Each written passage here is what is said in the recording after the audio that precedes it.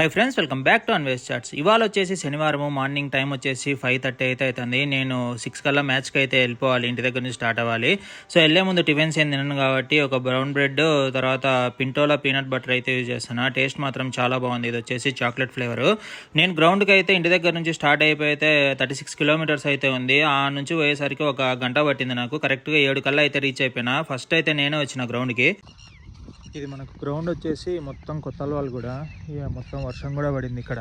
ఈరోజు వచ్చేసి మొత్తం కవర్స్ అన్ని పెట్టేసుకున్నాడు నీట్గా. వర్షం బాగా పడడం వల్ల అవుట్ ఫీల్డ్ అయితే బాగా తడిగి ఉంది.